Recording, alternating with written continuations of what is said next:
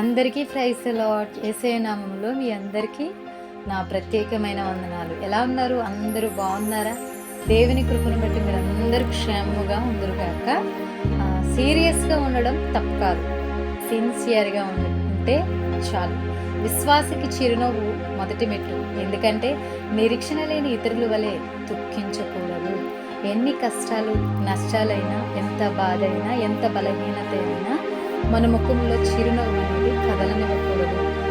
ఒక దైవజనుడు ఈ విధంగా చెప్పారు, స్ప్రింగ్ లాంటి కాళ్ళు, ఫేస్లో స్మైల్, అదే నా స్టైల్ అని 80 సంవత్సరాలు వచ్చిన తర్వాత కూడా ఆ సాక్ష్యాన్ని ఆయన చెప్పగలిగారు.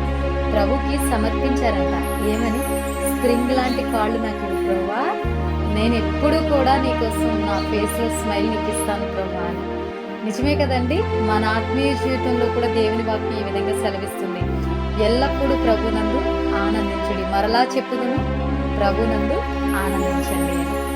మన జీవితంలో ప్రభుని బట్టే మన ఆనందం అయి ఉండాలి తప్ప దేన్ని బట్టి కూడా మన ఆనందం ఉండకూడదు. ఎందుకంటే దేన్ని బట్టి మనం ఆనందించిన ఆ ఆనందం అనేది మనకి శాశ్వతం కాదు.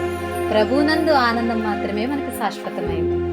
అందరికీ praise the Lord. God bless you all.